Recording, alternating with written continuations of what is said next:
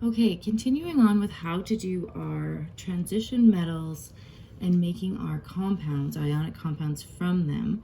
We've got 3 examples here, so we're just going to go through and we're going to talk about how to go through each stage as you're creating the compounds. So, copper from our periodic table is Cu. And with using this Roman numeral here, we would know that this is Cu2+. Nitride from our periodic table we would find is N3-. Nitride is nitrogen in its anion form. So we're going to take these two and we're going to do our crossover method. So we're going to pull down our charges and use them as subscripts. So we're going to get our Cu is going to take the charge from nitrogen and become the subscript with no positive or negative. And then our nitrogen, we're going to take our charge from our copper and it will become the subscript over here for nitrogen with no charge either. Now, because both of these are only divisible by 1 and not by any other number, this would be the compound that we have created, copper to nitride. And we add our little solid. Our next one is lead, and then we have this number here. Now, with Roman numerals, if we need a moment to remind ourselves of what Roman numerals are, 1 is equal to 1. So this is our 1 is equal to 1 in Roman numerals, like an I. 2 is equal to II. 3 is equal to III. 4 is equal to IV. So V is actually 5, but the I before the V means 1 before 5. So 4 is 1 before 5. And the only other one that is ever needed in our charges is maybe a 6, which is 1 after 5. So you put V and then the I. So those are your Roman numerals for the first numbers up to 6. You do not need to know any more than that. And like I said, on your periodic table, whenever you're looking for them, they are written right here beside the name. So you shouldn't have to memorize these. But if you're wondering like, oh no, I don't know what that one is, you can go to your lead here and say, okay, well, here's my choices. I've got lead 2 and I have lead 4. I must be using lead 4 because I have that I and the V there. So here we've got lead, which was PB. It's using the letters from its Latin name, 4+, and our fluoride is 1-. So we're going to transfer down our charges and we're going to get PB1F4.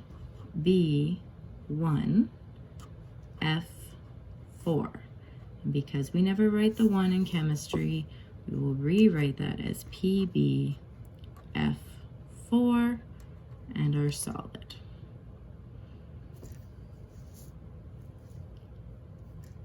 Now, yeah, so that's correct. And then I realized that I wrote lead 4 again and thought I'd made a mistake, but I didn't.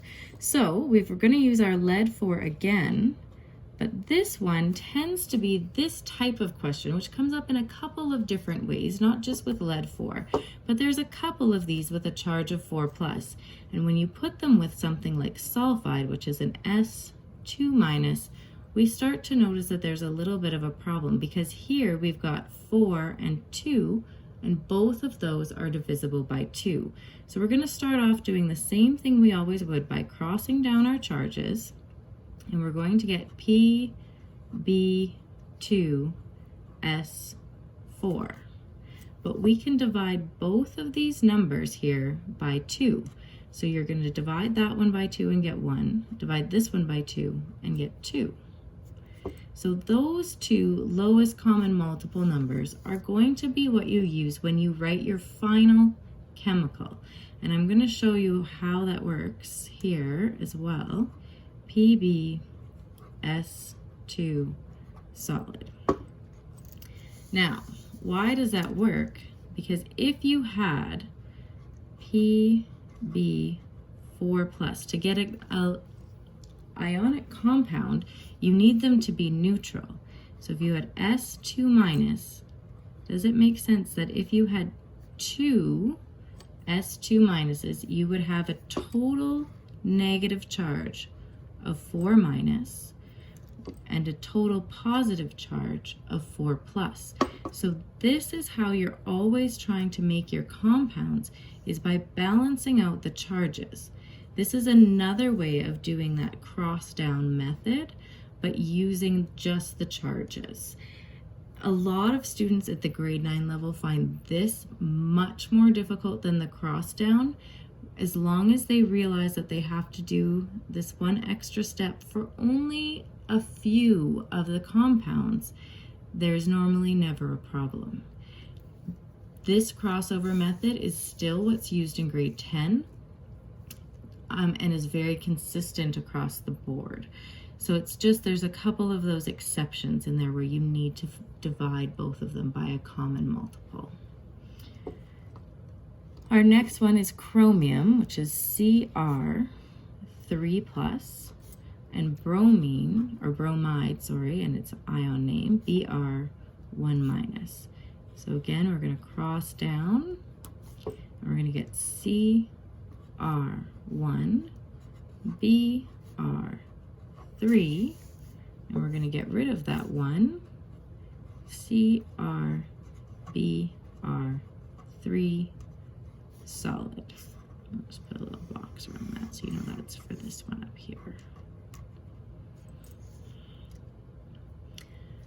All right, so most students, once they've had some practice, find that this going from the name with the charge included to the chemical formula is a little bit easier than going from the chemical formula to the name. And the only reason why they find that a little bit more difficult is because they have to know what the charge was. So any other time, if you were given, for example, NaCl, we would go and look on the periodic table and we would find that this is sodium,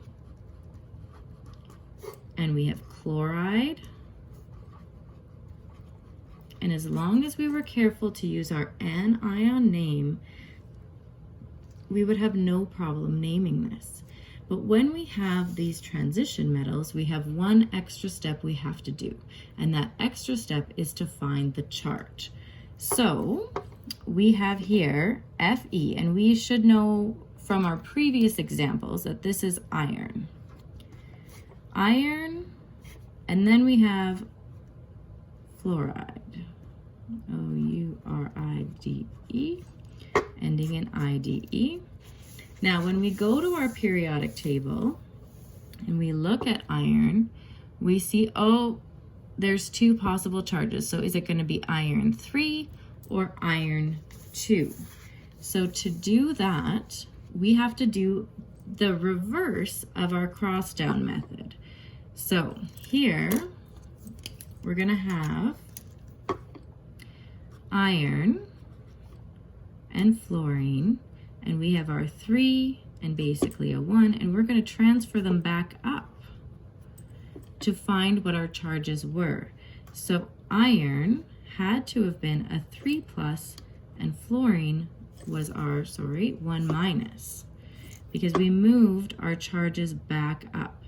Now, at this point, we need to go back to our periodic table and make sure that this is correct, because fluorine has to have a charge of 1-, which over here it does, and iron can have a charge of 3+. So this would make sense, and our answer would become iron 3 fluoride.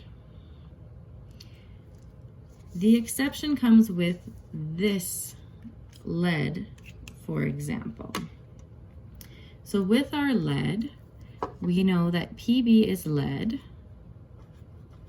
and we know that it's going to need a charge. So we're going to leave a space for a charge, and then we're going to write sulfide. And we've got our IDE ending, so we know that that's correct. Then we're going to take our charges, and we're going to go P, B, S, and when we bring these back up, because we'd taken out our quiet ones, we have 1 plus and 1 minus. But if we go back to our periodic table, we'll notice here sulfur, when it becomes an ion, becomes sulfide with a 2 minus. So this is actually not, this is actually not correct in that this is a 2 minus charge. Sulfide only has one option, and it's 2 minus.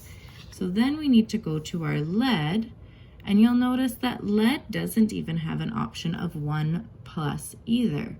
It has the option of 2 plus or 4 plus. So knowing that, it's going to have to cancel out because we only had one of each.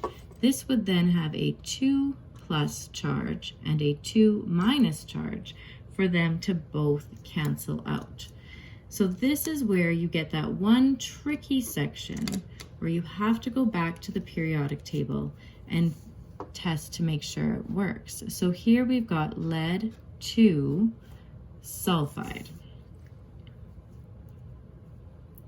Our last one here is again lead, and we have a break because we're not sure what kind of lead yet, and then nitride, ending in our IDE. So we're going to again do our reverse method, which is PB3N4, and we're going to reverse these back to their charge positions. And when we reverse them back to the charge position, we get PB4 plus N3 minus. So we're going to go check our periodic table and make sure that those are both possible ionic charges. So when we go to our lead, we have the choice of 2 or 4, so our 4 works. And then for our nitrogen, we have the choice of 3 minus only. So therefore, this is correct that we have 3 minus, and 4 plus is possible and correct, and we will then put a 4 here. Doing this reverse charge method works every time, but we do always have to go and check for our common charges on the periodic table. So that's just the one extra step you need to do there.